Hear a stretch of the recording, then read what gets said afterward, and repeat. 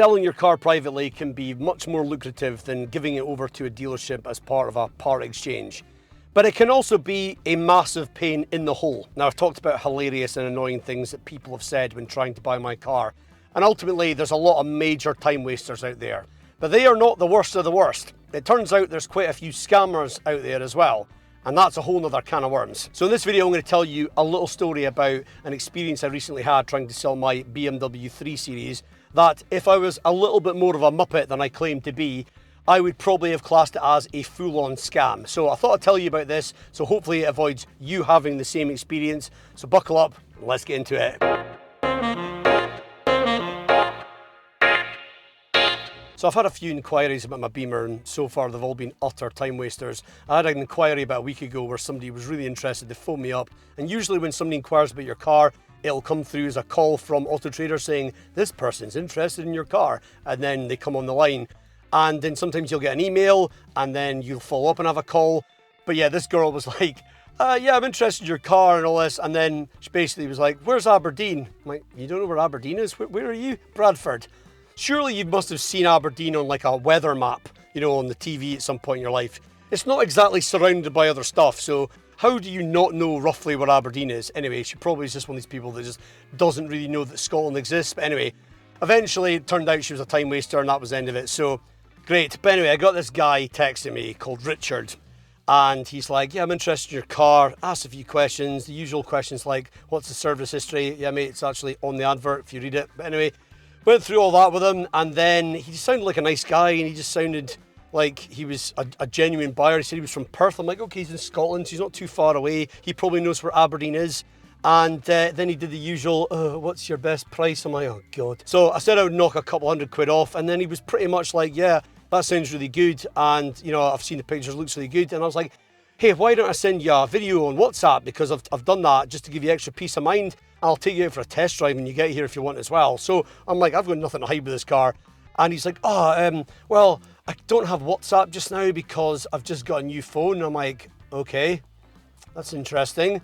So that was kind of the first thing that made me go, that's not typical, but I'm willing to play along here because that could be legitimate. And then he was like, do you have a report on your car, like an HPI report? I'm like, I do actually. I did one a couple of months ago when I first posted the advert, so I could send that to you. And he's like, oh, that'd be great. So he gives me his wife's email address, and I'm like, okay, that's either a scammy thing or you're like an old guy who hates technology and doesn't have email. I'm like, okay, I'm willing to still consider that that might be possibly the case here. And it's just a report that tells you very basic stuff about my car. No problem with sharing that. It's pretty much public knowledge if you pay for it. Send it to him.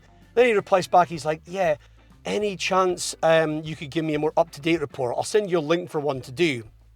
And then I'm like, okay. And I was like, you got to pay for those. And he's like, oh, well, would you mind paying for it? And then I'll pay you back. I'm like, that's a bit weird. I'm like, well, you could pay for it yourself. You know, you could just put the registration in and get the report yourself. So I don't really know why I need to do it. And he's like, oh, I'm just absolutely useless with this kind of stuff. Thinking, you're not useless enough to send an email with the link, but you're useless enough to not pay for a report. But then I thought maybe he's wanting to call my bluff, like he's wanting me to produce a report on the car because I've got nothing to hide. And so I was like, okay, for the sake of a few quid, I don't really care. If this guy's serious about buying my car, I'm willing to actually buy a report for a few quid either way. It's not really a big deal to me. So he sends me a link though, and I'm like, this is an interesting website. I don't think I've seen this one before. And usually on Google, like all the HPI checker reports, there's loads on the homepage, and surely you would pick one of the more reputable sources from the homepage. But no, he didn't.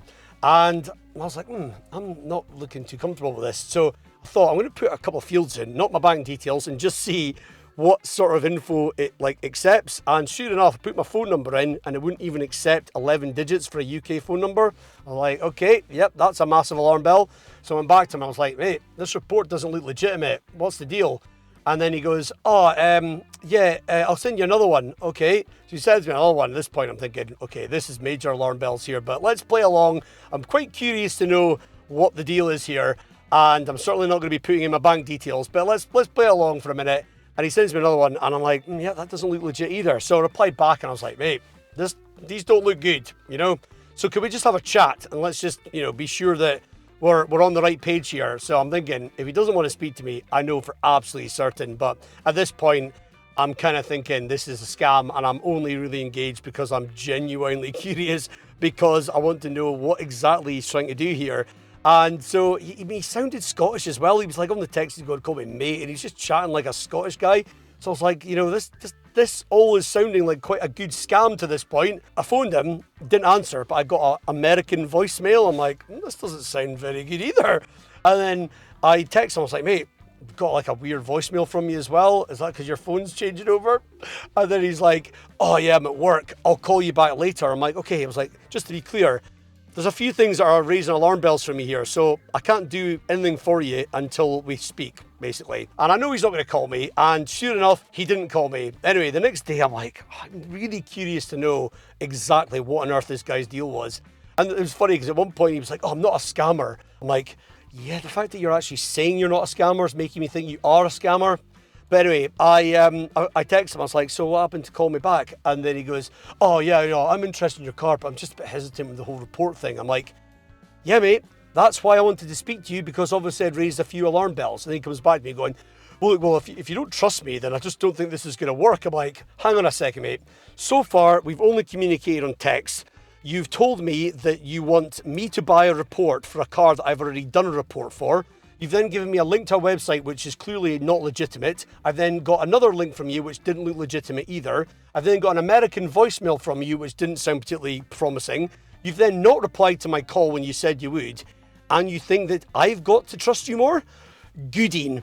So yeah, basically I was like, nice one mate, and that was the end of it. And I'm doing that like I hung up on him. We never actually spoke, but basically I just laughed and was like, yeah, nice try, and text him. He sent me a thumbs up emoji and that was it. I was like, good deed. So yeah, basically this guy was totally at it. I just wanted to know what the scam was, and I was really curious to be able to share that with you.